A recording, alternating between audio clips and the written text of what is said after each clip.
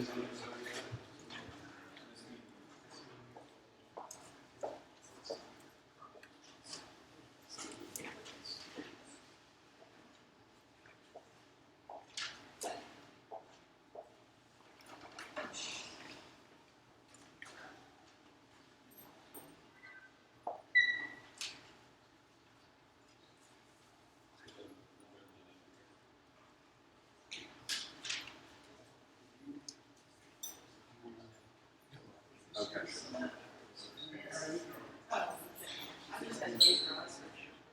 All right, well, good evening, everyone. We appreciate you coming tonight.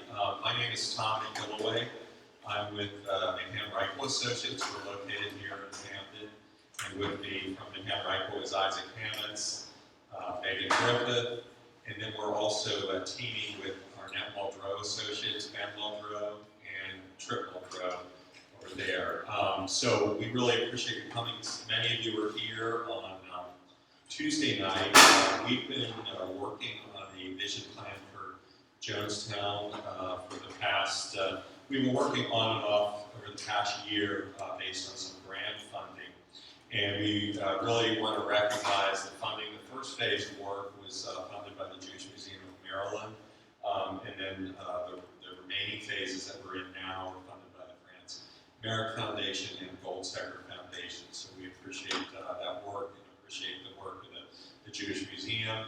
Also want to thank Marvin Pinker and his staff for hosting us here for the past 3 days and throughout this effort. We really appreciate the hospitality, Marvin, and the use of the facilities tonight. So what we're going to do tonight, we have been listening to a lot of people. We're meeting with a lot of people one-on-one. We've been meeting with groups. We got a lot of great input on Tuesday night. And we want to share with you some strategies that we're developing. These are not fixed and cast in stone, but we're going to share the progress we've made over the past couple of days based on the input we've had over the past 3 days, as well as previous to that. We're going to hit on some key focus areas we're looking at, some emerging strategies, some preliminary plan ideas, neighborhood branding, and then we're going to leave a little bit of time for the discussion. I'm going to turn this first part over to Isaac Hammons.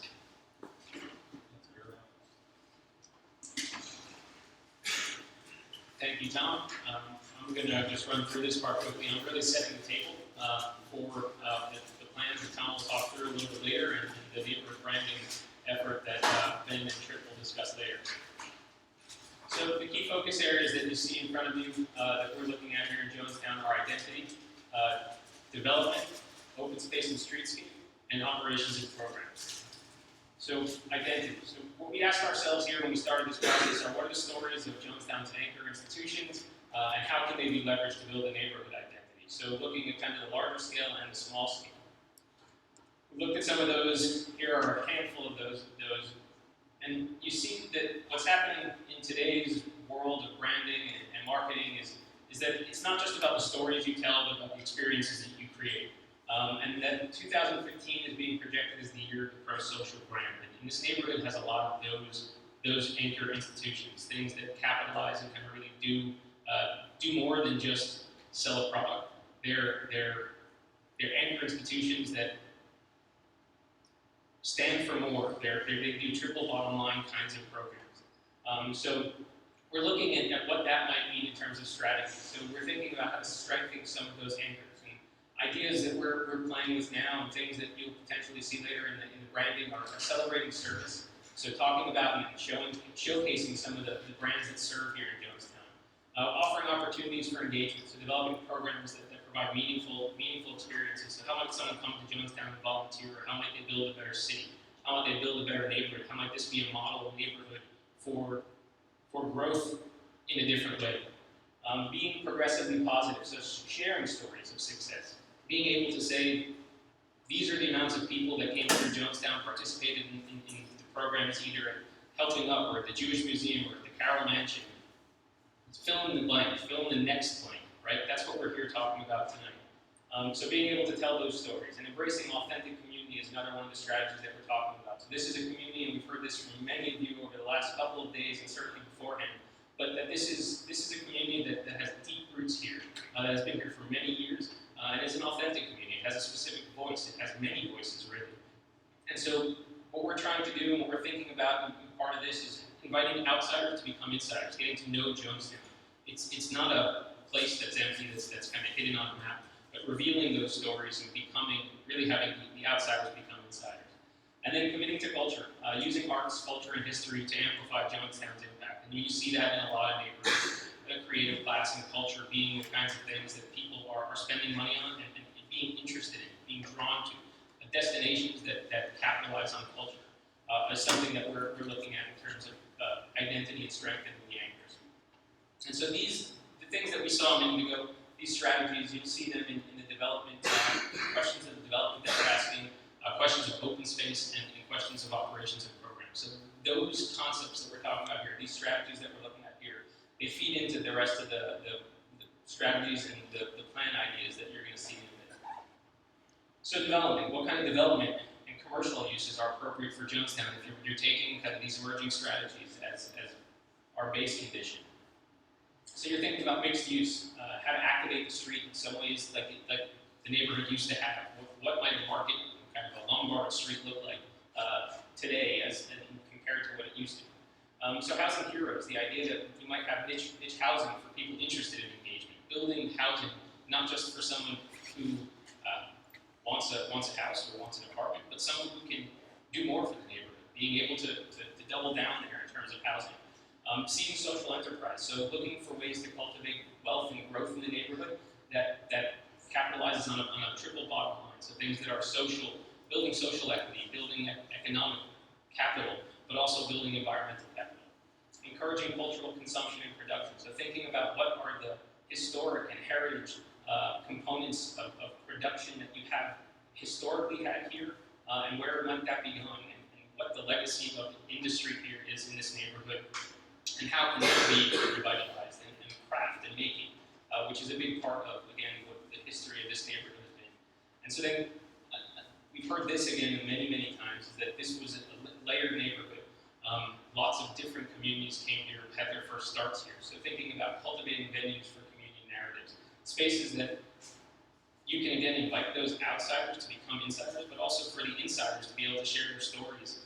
That's not just people from the outside coming in, but that's people who are already in the neighborhood to invite other people into their worlds that you might not be a part of, even though you live here. So thinking about venues for community narrative, and what might those look like. So these are some precedent imagery that you'll see now in terms of what's a mixed use looks like in some areas, precedents where you're seeing activity on the street. It builds on some of what was previously here, but kind of takes that historic condition and asks, well, what is a contemporary version of that? How might that begin to feel today? Thinking about housing heroes, so there's a great example here in Baltimore for Miller's Court up in the Remington area where there was a housing project that had a certain amount of housing and subsidies for teachers. So what would the equivalent be here? Is that the idea of having some amount of housing and subsidized housing for people that are volunteering at the local nonprofits, whether that's a museum, whether that's a mission, whether that's a different institution that comes in the future. Something else that is another model. We're pulling this one from Portland, Oregon. It's Bridge Meadows. It's an intergenerational housing project, essentially, where you have seniors and you have subsidized housing for younger people, and it's a mixed community where essentially they're adopting grandparents, and the grandparents are kind of adopting children. So it's another interesting model where you might begin to cultivate this cross-pollination between two groups that have needs and have resources to share. Social enterprises. So Red Tail Coffee is a project that it provides opportunities, employment opportunities for the homeless. So obviously that's an issue here in the neighborhood, and one that is addressed by multiple different entities. So is there a business venture that could be created that again would help create wealth, but also help solve some of the problems and build on what this neighborhood is already doing well? Old School Cafe is a youth-based organization that really tries to give youth an opportunity to build wealth and establish businesses. So could we create a similar cafe, and might there be a hybrid that these two kinds of things come together in one entity here in this neighborhood? This is a great example in Chicago called The Plant. It's this hybrid entity, essentially. It's an urban agriculture, but also a closed loop system where they're taking waste from certain industrial productions, like brewing kombucha. You're using the waste from that to help essentially grow plants you're growing plants and you're growing fish, and the entire cycle essentially is looped so that the waste from one process become the resources for another. And that's a hybrid entity where it both is revenue driven, but also is pulling grants and doing education in the community. So it's a really interesting model. And one site where something like this might be feasible is the old car barn. It's a really large building. Scale of it is industrial scale. So this repurposed an old building in Chicago and put this kind of industrial, kind of closed loop, sustainable system in. So might that be something that we begin to see here? And so cultural consumption and production, and you see some of this. These are examples that are happening here in Baltimore. You have Tanner's Pickles, a pickle operation, a gourmet pickle operation, or Hex Ferments up in, if you've been to the Belvedere Market. They're going gangbusters at all the farmers markets. Parts and Labor is an old school butchery, kind of with a new twist. In the Remington area, on the right, you have Sandtown Millworks, which is a company that essentially reclaims lumber and builds new furniture from it. So they're old crafts that are being revitalized and found anew and creating wealth and opportunities. So what can we do here in this neighborhood that has the same kind of appeal? So precedents for community narratives are things like the Denver Community Museum. This was a temporary, I know this neighborhood has a lot of museums, so throwing another museum out might seem ridiculous. But this museum is a different kind of animal. It was a temporary museum that they had in Denver, essentially, that asked the community to produce artifacts. There were challenges and questions that the community was asked, and they would bring their answers, their responses to a venue, to a storefront. So it was a pop-up opportunity that kind of activated a vacant storefront and brought the community's narratives together. So what would a similar kind of thing look like here in Jonestown, and is that appropriate? We think these kinds of venues for community narratives help build a story for the neighborhood and invite people in and get people to know each other and building that social capital that's so important here. Another one, and this one is a little bit of an odd duck, but it's called the Museum of Broken Relationships. We've heard a number of times that this neighborhood actually sits on the fault line of a number of different things, right? Civil War kind of here. We have failed housing projects. We have race and religion, all different kinds of things that have occurred that really you can look at this neighborhood and kind of think about big issues here. So this takes a very quasi-ironic approach to broken relationships, failed relationships. So they ask you to bring in your artifact of a broken relationship. So if it's a prosthetic or an old car or a garden gnome is one of their most highly viewed exhibits, and it's something that someone gave back after they broke up with their partner. So could we have something that speaks to some of the bigger picture issues here in the neighborhood or in the city at large, but that takes kind of an ironic twist and makes it contemporary and appealing to a new audience? And might there be a broader narrative about some of these things? Would it be appropriate to have something like a Holocaust memorial of suffering or genocide here in the neighborhood? Thinking about, again, things like the Civil War and race and slavery and the Jewish and the Holocaust, essentially. So is that something that would be appropriate in this neighborhood?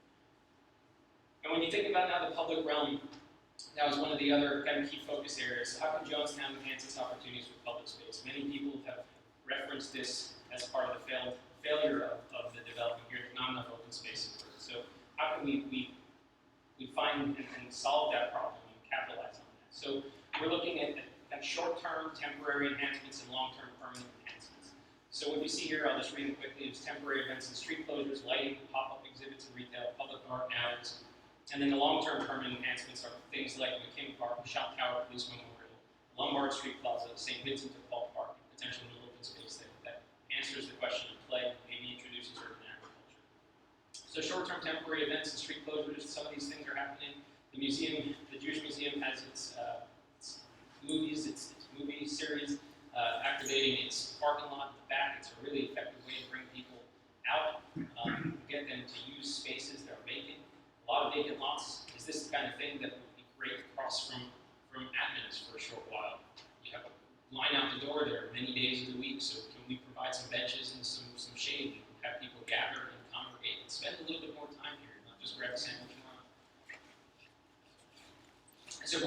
after, I forget, Tom, where these are, but before and after in terms of alley spaces. So Albemarle Street has a good number of these kinds of spaces, backdoor spaces. So can they be activated and used on a temporary basis or for special events? Another short-term improvement that really makes a big difference and is a quick one is lighting. Literally does it in an effective way in Burlington, Vermont, and there are many others that use this kind of flags and streamers, hanging things across streets to really activate and give people a sense of arrival into a place, a gateway to transportation. Pop-up exhibits and retail. Here are a couple examples. Shipping containers are a real top way of doing it, and then on the right is reusing pallets to create a really low capital cafe, low capital space to serve coffee. We've heard people want a space to grab some coffee here in the neighborhood. So is this the kind of thing that we can see? And these are the kinds of things that we're beginning to recommend as strategies. So I know the farmer's market is close, but we have some other kind of market or some kind of a dinner lab where you have a pop-up dinner event, maybe out again in some of these open spaces. Public art is a really great way to create activity on the street and draw people to a place. We use this kind of thing where you're saying what one day I will before I die and I'm thankful for, or just ideas and thoughts that you have. So these are walls that we can put up in the neighborhood. And again, really do get a sense of what the pulse of the neighborhood is thinking. Other things are larger public art. You see this a lot in Baltimore, and there are some already here in Jonestown that may need a little touching up here or there. So using public art as a vehicle to kind of catalyze activity in the neighborhood. This is a particularly odd example, but one that I think might be appropriate here in Jonestown. This is in Chicago. It's an Eruv. It's a Jewish construct that helps people carry on the Sabbath. It's kind of work that's not allowed for Orthodox Jews, but in Chicago, it's integrated with art and murals, and might that be something that can signal a kind of cultural district in some ways that can be used by the neighborhood. Alleys have been on people's mind also. We've heard this a number of times, and so alleys can be activated and maintained as vehicular traffic. Spaces for both vehicles and people can operate. So can some of the alleys that aren't especially loved take on new character and also serve functionally the needs that they have to in terms of access, and trash pickup, and those kinds of things by taking on character where they're both aesthetically pleasing and functional. So some of the long-term improvements, this is not our drawing, this is Recton Park's drawing for McKim Park, but this kind of improved public space is an opportunity for the neighborhood, so public space enhancements. Tom will talk more specifically about these when we get into the plans, but Shop Tower Police Memorial is a really large open space in the neighborhood. It's one of the larger open spaces in the neighborhood. It isn't especially well utilized well, it's not especially well utilized. We'll stop there. And so how can it be activated and redesigned to accommodate and feel more inviting for the general public? Another couple of images of that. There's a large plaza, relatively large plaza with some public art in there, but it's surrounded by parking. So what can we do to accommodate and change that and maximize the space that is there? And what can the St. Vincent de Paul Park? It's officially the churches, but it's also publicly facing. So how might the community partner and work together to make that space a place that both serves and is also inviting to people at large in the community? So some of the other open spaces that you see in the neighborhood, there are smaller bits of open space here and there in the neighborhood. And how can these be activated? So we're thinking that some place in the neighborhood, and Tom will show this again later in the plan, having a playground. And there's the possibility of introducing urban agriculture in some form on some of these lots, again, to get them, kickstart them, and get them moving in a way that they won't sit vacant and wait for a large development project, but something that can really anchor the neighborhood and create some activity on the streets. And so this is the last again, strategy area that we're looking at right now, but how can the neighborhood manage and direct its future? So these are three strategies that we're looking at that the neighborhood's already kind of building and working towards, but the growing Historic Jonestown Inc. as the implementation and as the community development link here, so that there is a singular space that you can go to look for and go, we're looking to do something in the neighborhood. You know you have a home base, you know you have a place, and someone who's responsible for all the spaces in between. And that's kind of the question that we're looking at right now. Developing a website for the neighborhood where you can come to learn about what's happening here, and then hold regular events so that it's constantly on people's mind. And with that, I'm going to pass it back to Tom to talk through some of the preliminary plans. Tom? So Isaac talked a lot about some different strategies, and I think from some of the examples you see that the master plan or the vision plan is not just focusing on physical improvements. There's really a lot of strategies getting more people familiar with Jonestown. We heard a lot the other night about the sense of community here that for a long time there's been a strong sense of community. We reinforce that with events and more activities. So we're going to talk now about some specific opportunities where some of these elements can occur. And so looking at the overall map here, so we have this is the Hendler Creamery project that I think most of you have heard about, the new Ronald McDonald House and Kim Park enhancements that Rec and Parks is doing in conjunction with those projects.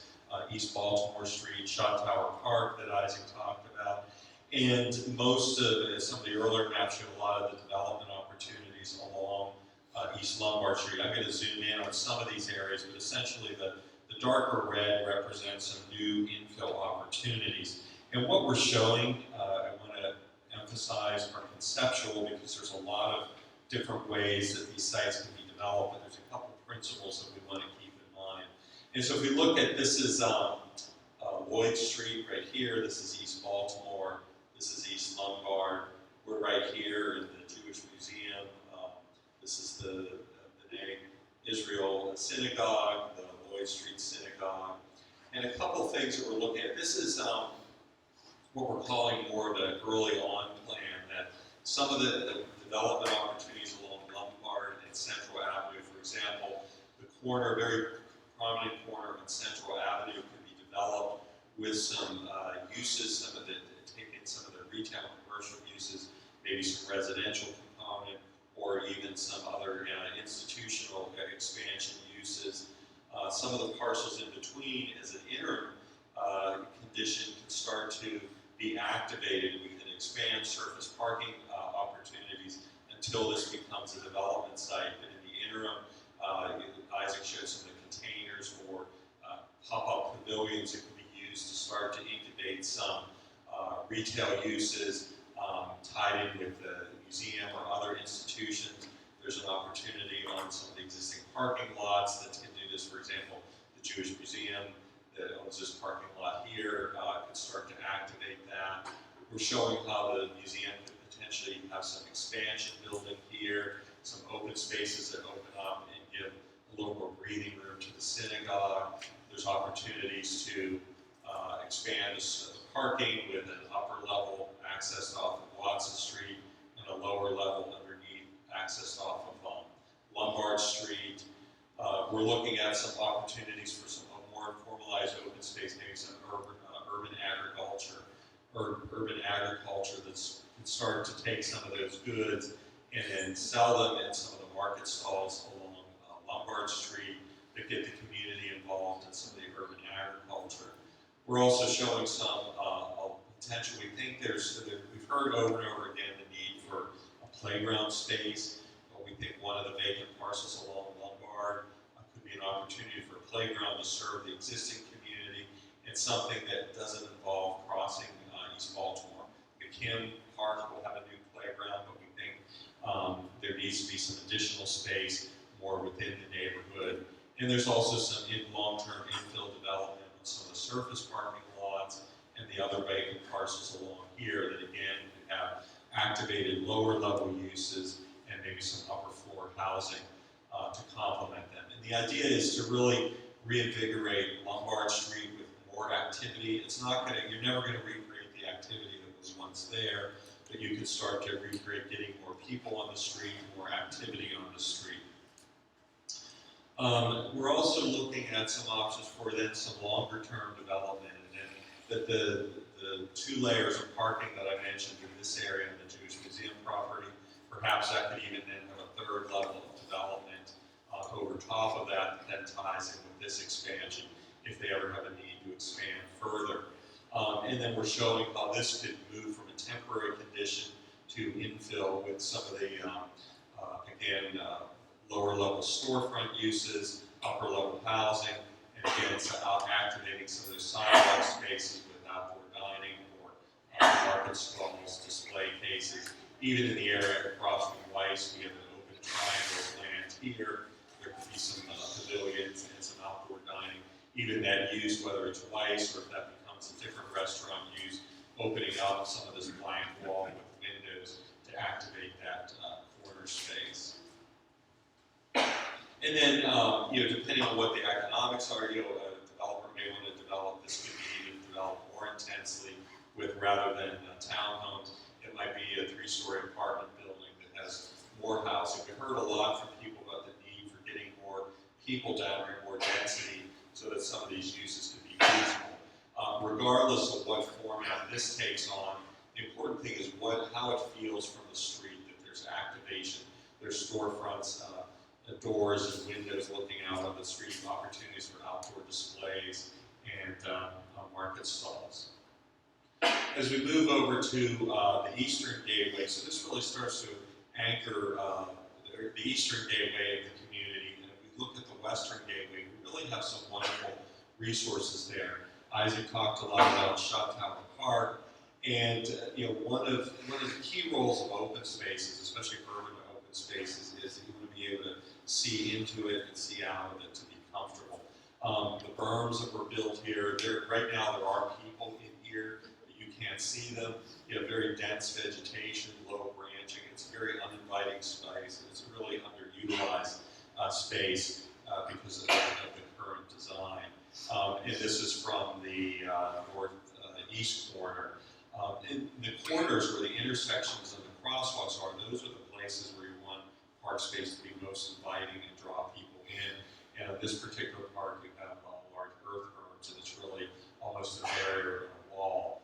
And similarly, when you're inside the park, you want to be able to see outside and connect with the adjacent context and to be comfortable in this. So as a result, people feel uncomfortable using the space because it's hidden, or people are using it for the wrong reasons because it's hidden and no one's seeing it. So we think there's some opportunity to a long-term, in the short term, you can activate and start to program this space a little more to get the right kind of activities in it. But in the long term, we think there's an opportunity to start to open up the corners, create some generous access into the corner, maybe remove that center earth berm that's in here, open up a space that could be activated for events and festivals, have some areas for tents, get some activities in here, removing the berms, opening up views and vistas into and out of the park. We know in talking with St. Vincent's that they're looking at how they're going to manage their space. One of the things we would recommend for them is that they maybe remove some of that dense tree cover to open up, get some of that space to be sunnier as they look at ways to better manage that space. We also think there's an opportunity for the surface parking lot here that we know belongs to the Civic League, but if there's an opportunity to partner with them, that could also be designed more as a plaza space that you could park in, but you could also have outdoor dining, take advantage of that wonderful resource of Patisserie Pond, who has some interest in expanding their facility that has some outdoor dining to help get some positive activity out onto this space. And I know, Paul, I want to talk with you a little more about, you had mentioned some details of some former building structures that are in there. I want to get some thoughts from you on how we might explore that more. But the key is to take advantage of this wonderful resource here and activate it more in the park. Similarly, along Front Street is an absolutely wonderful cobble street. We have a wonderful 1840s house in the Carroll Mansion along there. When you're in President Street at the eye level of the driver in the car, this walk really blocks your visibility down in there. Could long term this wall become more of an open railing to allow your views into and out of that space better, to make it a little more arrival and inviting for people.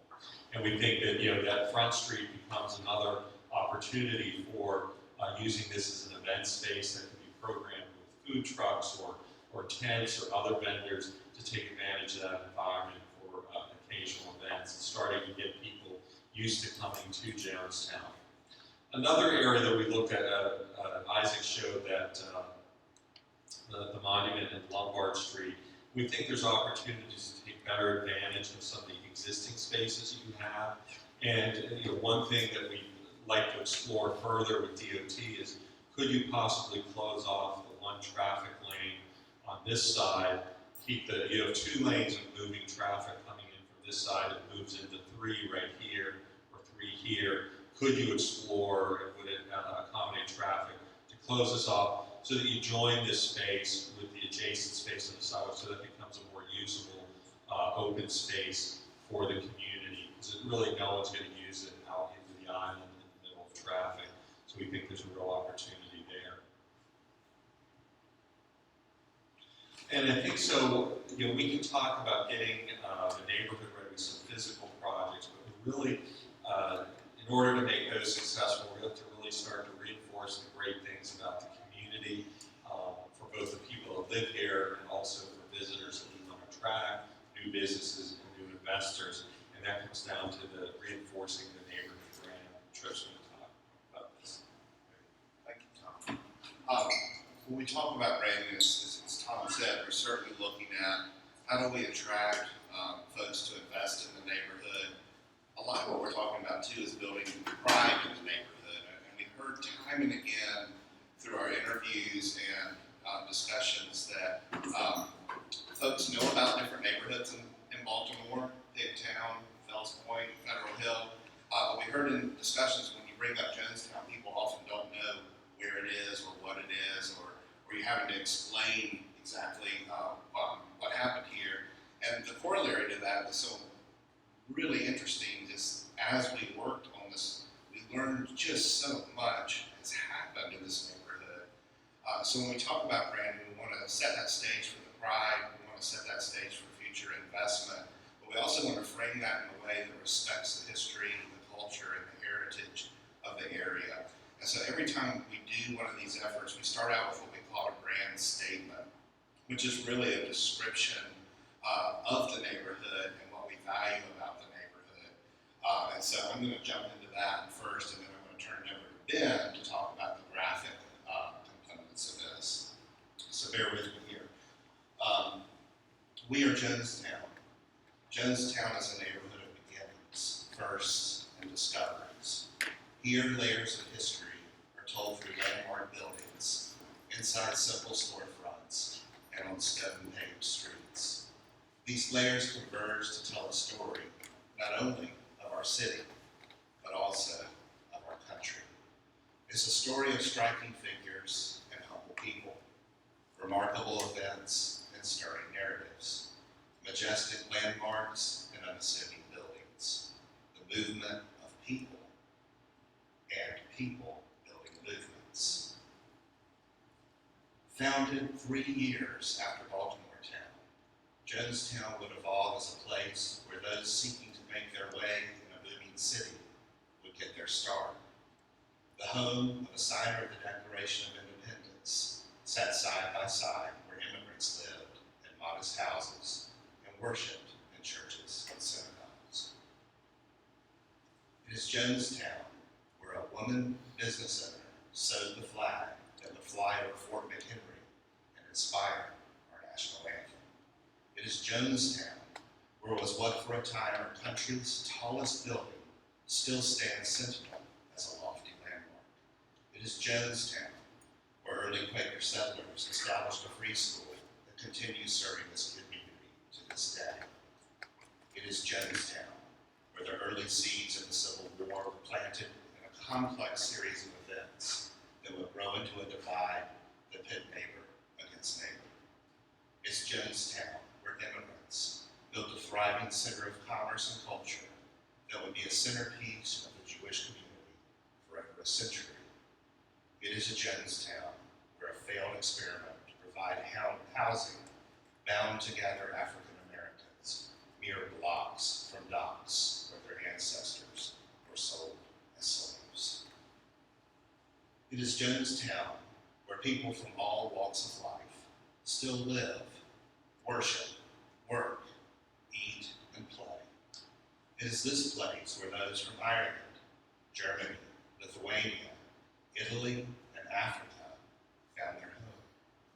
It is this place where we give conscious care for those without advantage or privilege.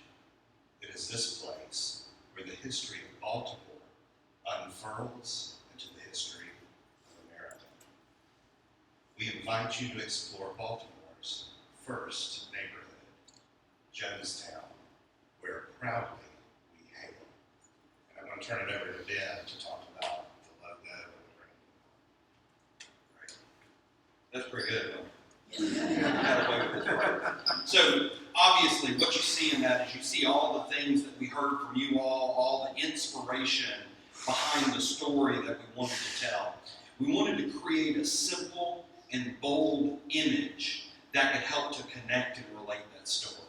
So, what we created was we created a simple icon inspired by the things that we felt like we saw and heard, and connected that with the images that we collect as we travel throughout the neighborhood. I want to talk a little bit about this. So we selected a classic, clean typeface, a word type for Jonestown, so we could be able to consistently communicate that. That tagline pulled directly from the Star Spangled Banner, proudly together. We want to tell the story of origin. We want to be able to empower people to tell their tale. And with this icon, it does several very interesting things. First of all, as we looked at all these different countries and regions of origin, we were able to represent at least 2 of 3 colors from all of those different origin points. In addition, the starting icon was symbolic of the Star Spangled Banner, that tattered image that inspired the pride of the country. Moving from there, we integrate in the imagery that connects you to the pride of Maryland, the origin of the state and the tales that you have to tell, and of course, connecting to the flag of Baltimore and the origin point, the first settlement here, when David Jones set up on this side of the road. From there, those 8 elements also represent the 8 landmarks that are found within this small neighborhood. Star Spangled Banner House, Lloyd Street Synagogue, Old Town Friends Meeting House, Shop Tower, B'nai Israel Synagogue, McKim Free School, Carroll Mansion, and St. Vincent de Paul Church. And in addition to that, there are also things that aren't told. We've got that hidden connection into some of the symbology of the ethnic origins that we have here. So this is a simple icon that can really come to represent this neighborhood. As we begin to test it, we make sure that it works in one color, that it can simplify down. And here you also see a second element that we've introduced into the system along the bottom. We take that scallop edge from the top of the shot tower, something that takes an image that we oftentimes see, especially in communities that are used to seeing mill chimneys and different chimneys there. That element is something that truly makes the shot tower different. So being able to integrate that into that overall message is something that was very important to us. Now, in addition, you can't just have one message. You have to be able to make sure that you can adapt it and tell that story wherever you need to. So we created 3 different builds of that logo, a horizontal, a square, and a vertical version. And then we also started to think about what we call brand extension and how it starts to make its way out. These are some of the identities that we see Jonestown being right alongside. And one of the things that we know is there'll be some organizations that are very closely tied. There's some that aren't as closely tied. But we wanted to show how this could start to be adopted and make its way throughout the community. Now, I didn't ask permission to do any of this stuff, so nobody get your feelings hurt. It's just an exercise. So Historic Jonestown, Inc. Being able to separate out the destination from the organization and being able to take that same icon but have an organizational identity behind Historic Jonestown, Inc. Being able to tell that organizational story and bring people in. Being able to make sure that those different attractions have the potential to tie in if they want to. So we're using typeface and color and a similar approach to graphic design to be able to create connectivity between those. Now, the thing that's great about this is this logo does not have to be used by Carroll Mansion in the landmarks. It can be used by the community simply to wrap their arms around this as a destination and as an amenity that they have.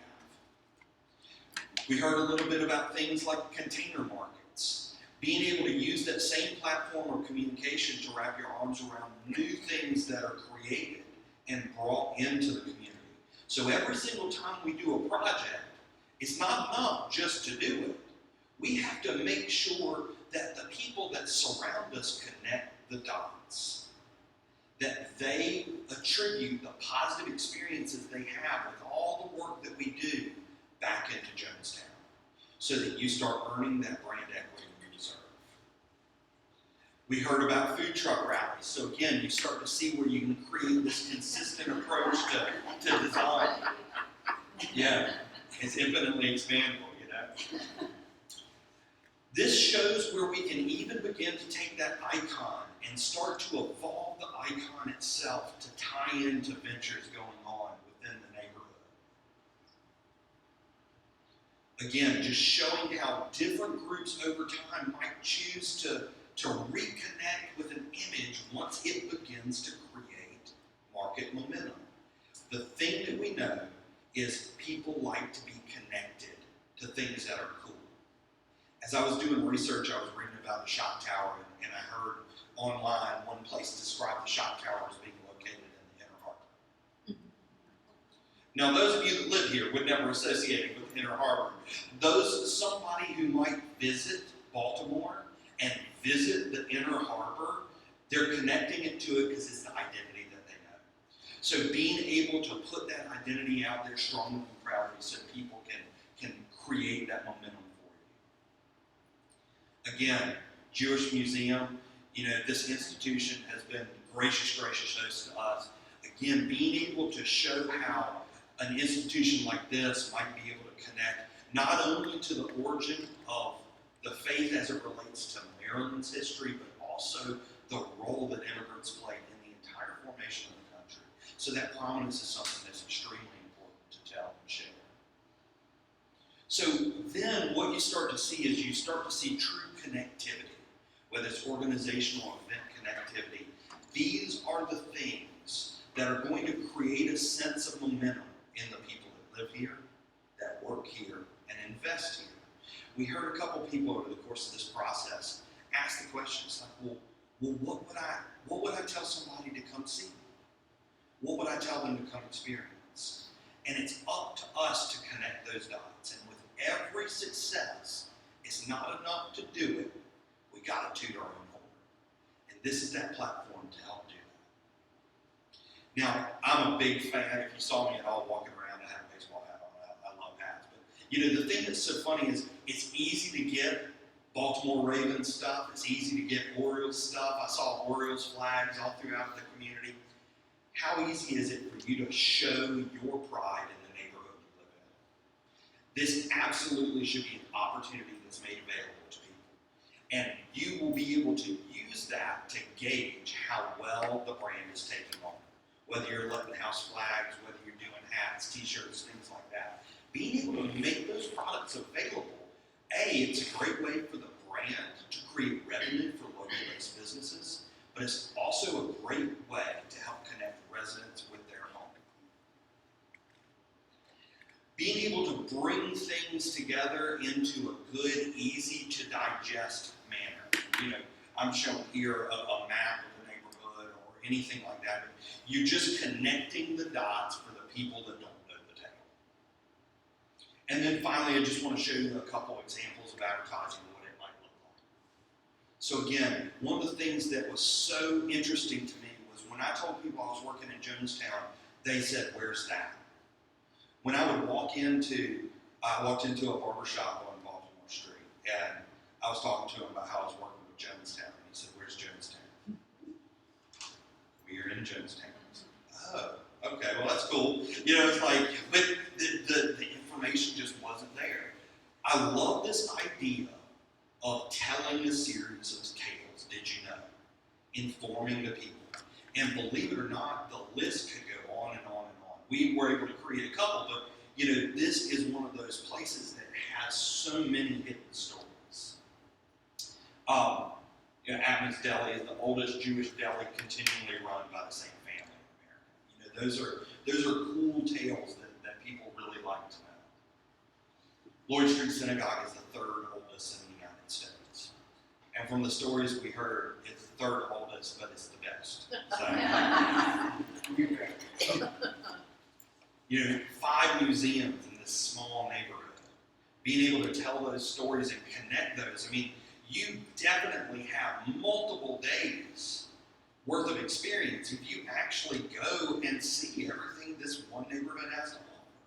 And we've got to be able to position it that way. And then finally, you know, one of the things that Isaac talked about earlier was being able to take and promote this kind of service aspect. The thing that makes this system so impactful is it has the ability to showcase you all. It has the ability to make you, as the residents and the stakeholders, the star. And it's not ever going to have the meaning it needs to have until it begins to be connected to the faces of the passionate people who are making this place great. So I wanted to do one. I went up and grabbed a quick picture of Bob Gaiman with Helping Up Mission. But you can see it's a very simple layout. We could interchange this with any kind of image. People all over the community, and be able to roll them in and tell those tales. But being able to highlight that service and highlight that connectivity is truly important to be able to give that platform and that pride point for people to talk about where they proudly hail from. And with that, I'm going to turn it back over to Tom for next steps.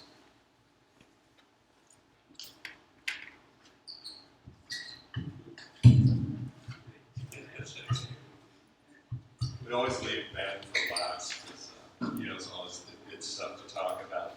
So, with that, our next step, these are all preliminary. This was all generated over the past, like, less than a day and a half, because we had our first day and a half with a lot of meetings. So we'll be refining this information October 1st. We're working with Marvin and his staff in developing a presentation, a pretty final draft presentation that's going to have more ideas, more graphics added, refinements to it, and we're looking at how we do that, organize that on October 1st in a meeting event, and then also an event that might be outside as well with some displays. So with that, I want to open up to any questions or comments. As we continue to refine this, any comments or questions you have would be very helpful. Thank you. Would you like the lights put back? Yeah, you can put the lights on.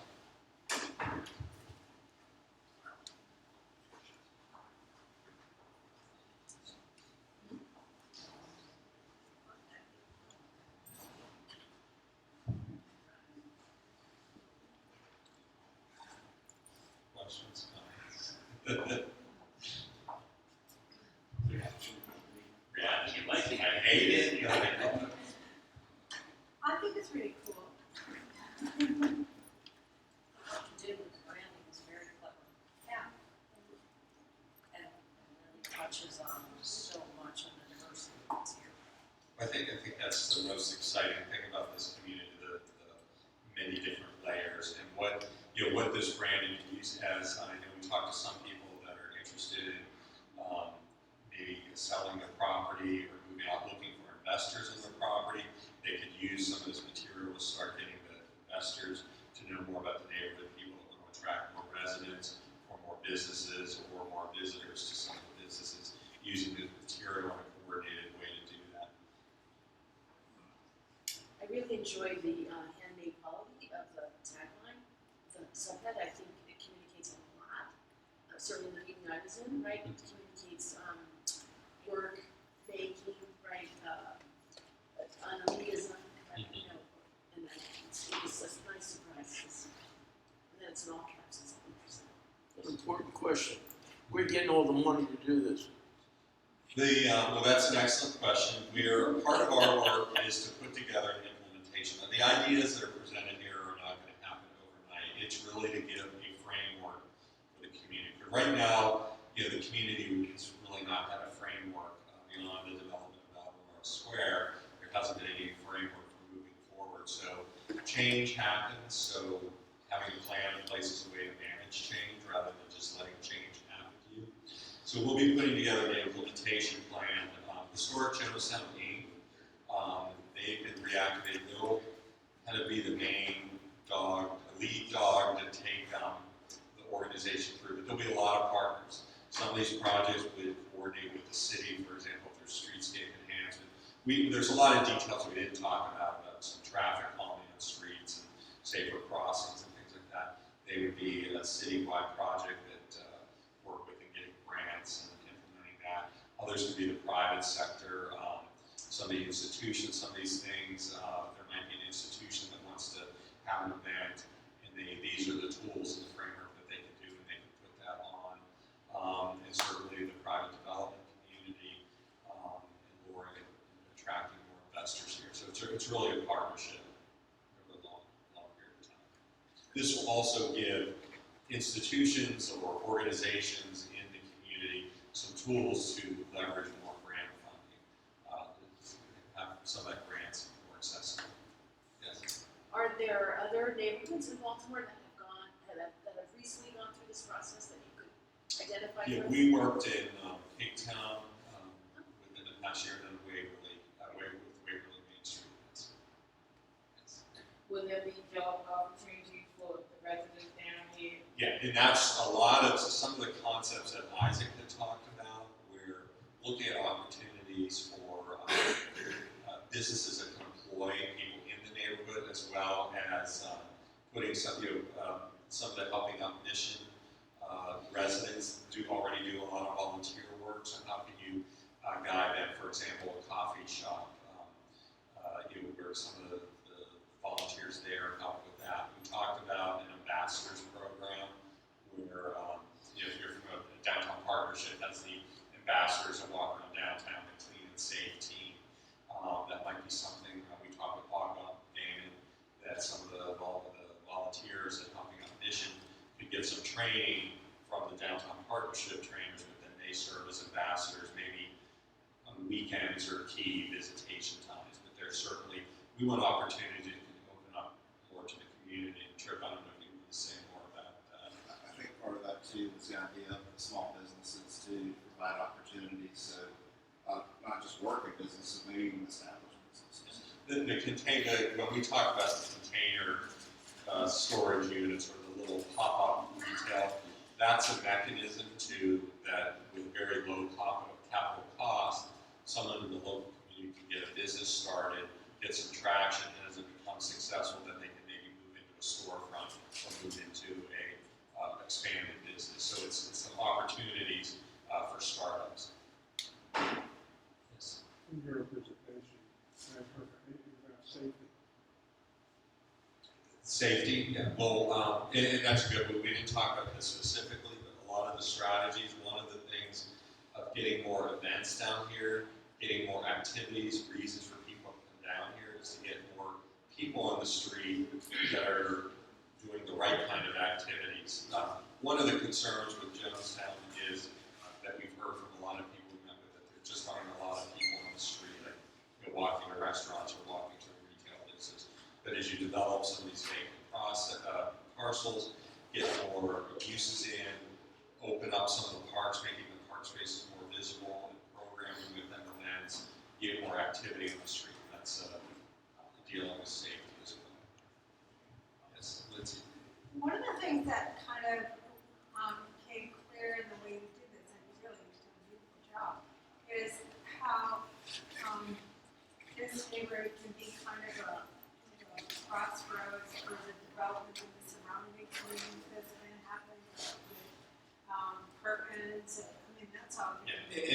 thank you for bringing that up, and we'll be getting this into more in our draft plan, but, one of the things that really positions Jonestown well is, we talked with Charlie Duff of Jubilee, Baltimore, who used the phrase strong base camps, and Station North, where he's been working, has strong base camps, and Mount Vernon has really been successful in the recent years. Charles Village and Johns Hopkins, they've been expanding on the community, and also the Micah Institute.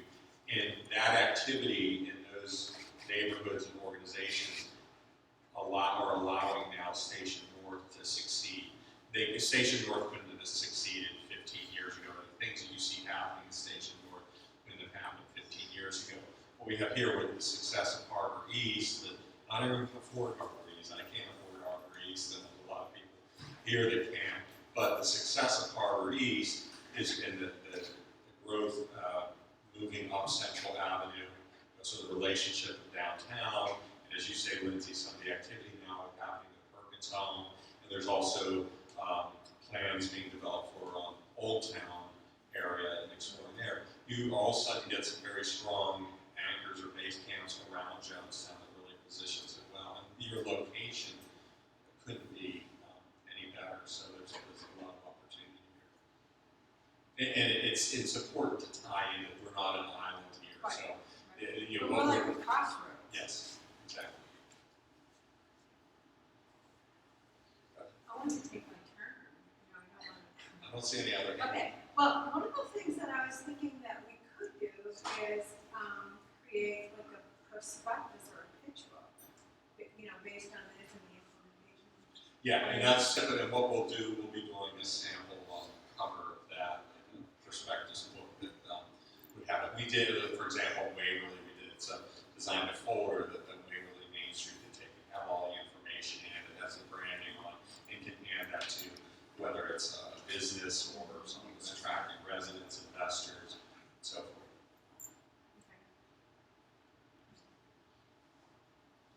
Question, Martin?